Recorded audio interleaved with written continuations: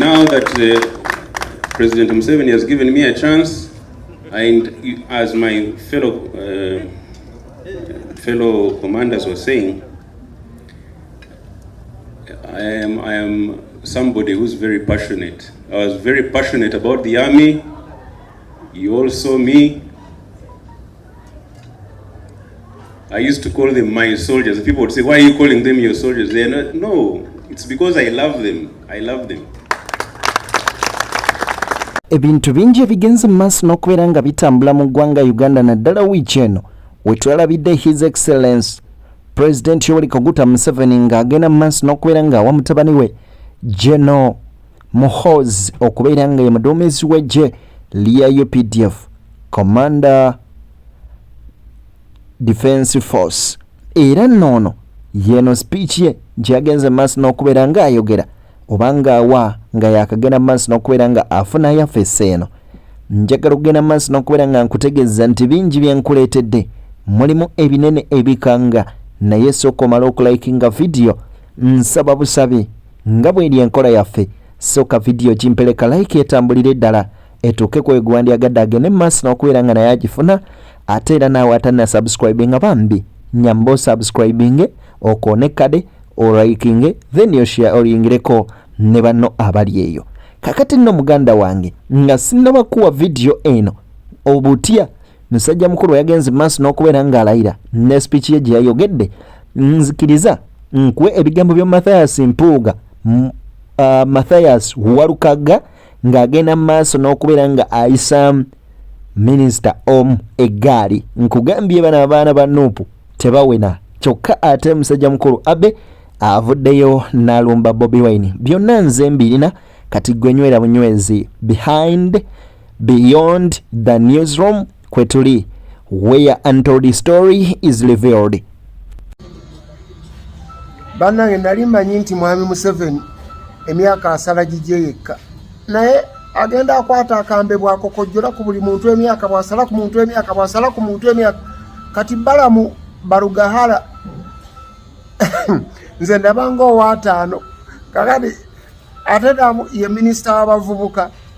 Musajja mukulu Walukaga Mathias agamba nti omukulembeze olimba muko, lwaki ensonga z'abavubuka tewazikwasiza abavubuka, wamma atejjukira nti ekifo kino kyabaddemu minisita omukyala Nakiwala Kiyingi yali avunaanyizibwa ku nsonga z'abaana kwoteeka n'abavubuka. Kakati nno azze mu bigere bye ye Balamu Barugahala Walukaga gwakedde okubeera nga ayisaamu eggaali. Kakati nno binene olwabadde bityo, musajja mukulu amanyikiddwa nga Abe oba tumuyite promoter amanyikiddwa ennyo obulungi Muzeeyi Kakofiira yavuddeyo n'agamba nti Bobi Wine ajjudde omulube. Abitex oba tumuyite Abe, nkugambye ebintu bye sibikaawu oba sibiwoomu yadde n'akamu n'akeddagala. Abaana ba NUP nkugambye bamulumbye ne bamuyisaamu eggaali okubula ate okumuyuza obuyuza. Kankwe ku bigambo bye naawe obyewulirireko olabe eddala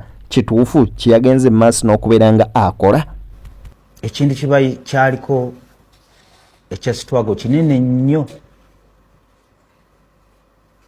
Kyagulanyi Ssentamu musabe ekigambo kimu abeere wa mazima, ate aleme kulowooza nti ye yekka alina okubeera obulungi, kubanga ali mu sitwago.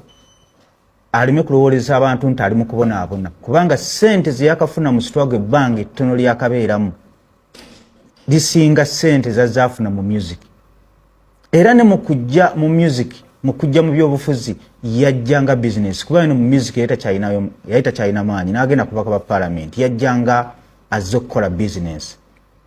Era tujjukira bulungi nnyo Kantiiti ng'ajjayo Kantiiti aba NRM bamuwagira, kubanga ebiseera ebyo FDC yali y'amaanyi nga baagala kujjayo Kantiiti nga balowooza banateekayo Kyagulanyi oba oliawo bajja kufuna obuweerero, ne bamaliriza nga bate bafunye problem. Yajja mu mbeera ya business, era Kayihura yali mabega w'okumusaponsalinga. Kyagulanyi Ssentamu abantu ne bamuteekamu obwesige nti asobola okununula eggwanga lino, naye akkirize agaane, akoze ensobi nnyingi nnyo. Era babanga Kyagulanyi Ssentamu yajja ng'alowooza nti President Museveni agenda mujjako n'akalulu awo Kyagulanyi aba yatulimba nnyo. Nze nawagira Kano Kizza Besigye saamuwagira nti era afaanana bulungi nnyo, naye namulabamu ekirowoozo nti engeri gy'ali musirikale be banamubba akalulu agenda mu nsiko kubanga musirikale. Kyagulanyi Ssentamu saamuwagira nti asobola okujjako mpulirizaako. Namuwagira olw'ensonga nti yatuuka ekiseera n'atulowoozesa nti alina abazungu. Nalaba omusajja bamuta Amsterdam, nagenda okumunoonyerezaako ng'ayo omusajja musuubuzi kasalaba aba opposition abasinga okubeera ab'amaanyi ng'ababeerako emabega era baamugula ne bamuggyamira kivula tukyalinawo omulaba. Nalwana nnyo okufiirawo nga mmanyi nti namba kuba yasikiriza abavubuka n'aleeta ebyobufuzi n'abijja mu music n'abiteeka mu byobufuzi, abantu n'afuna namba ne bamugoberera era abantu baalonda era yawangula. Naye baabanga yali alowooza nti byabakama agenda kumulangirira, amaanyi nno gatandika okunzigwamu. Naye engeri gye nali promota we byonna nabisiriikirira. Essaawa zino sitwago Kyagulanyi ku ngeri gy'agitwalamu tugenda kumaliriza tusigadde mu bbanga. Baana batakyusizaamu Kyagulanyi abaagala change nga bagisuubira mu Kyagulanyi ku mbeera gy'atandise okulwanamu n'abakulembeze banne mu buntu bw'endowooza nti tebuliimu makulu. Tugeze ng'okugamba nti Honorable Mpuuga mbu yatutte millions 5. Siwagira kulya nguzi kubanga Honorable Mpuuga talya nguzi, naye mu bantu ate abasinze okufuna ssente mu struggle z'endowooza nti ate osobola ozituuma enguzi, ate Kyagulanyi yasinze. Bw'otunulira ssente zaafuna ku babaka, bw'otunulira ssente zaafuna kasiimo ke bamuwanga awummula oba MP, ssente zaafuna nga tezirina risiiti, abasuubuzi abakaga kinoomu nga tasobola kuzuwa accountability, ate yabeera omuli w'enguzi nambeemu. Naye baanaagenda mu maaso n'enkwata gy'akwatamu ebintu n'enjogera gy'ayogeramu, struggle terina gy'egenda kugenda. Omanye buli omu aweebwa eddembe lye okwogera, naye ekituufu kiri nti musajja mukulu amanyikiddwa nga Abitex ndowooza bw'aba ayogera tasooka genda mu maaso nakubeera nga akola akunoonyereza kumala. Ekibiina nga ekya National Unity Platform, ekibiina ekyo kigenda mu maaso n'okubeera nga kiwaayo embalirira yaakyo butya bwe kiba kikozesezaamu ssente buli mwaka nga gugenze mu maaso n'okubeera nga guggwako, era teri mwaka gwe kyali kiremereddwa kubeera nga guwambalirira ku ssente ezibaweebwa Parliament nga ssemateeka bw'alangirira. Kakati abe ekituufu kiri nti olakinga information kwoteeka n'okumanya. Wamanzikiriza nkuwe ebigambo kwoteeka speech ya Gen Muhoozi gye yagenze mu maaso n'okubeera nga ayogera mwattu bw'abadde amaze okubeera nga aweebwa ekifo ky'okubeera omuduumizi w'eggye lya UPDF. I intend to transfer into dealing with the youth now in this country.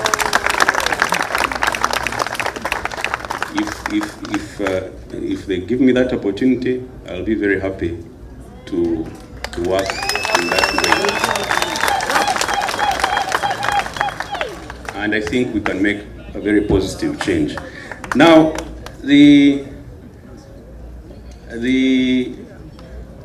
I just wanted to give you an analogy, an example. Okay,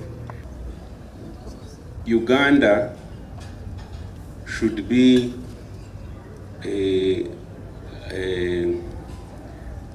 a colony again, and that's your ideology. You've seen them. We have been talking about social media.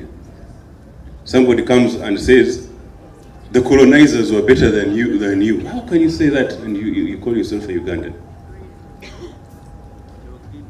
The colonizers were better than your own government.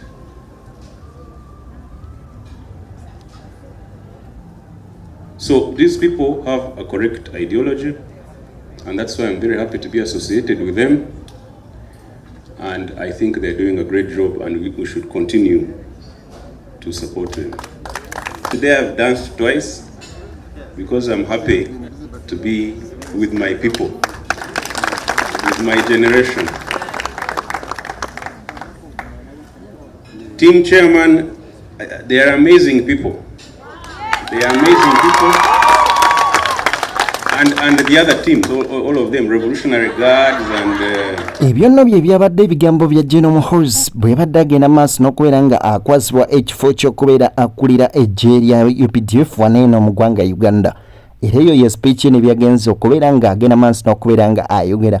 Nkusaba kimu video eno gimpeere like, subscribinga, sharinga. Akumata kuumira mpeera ate tunaddamu Beyond the Newsroom ye channel yaffe.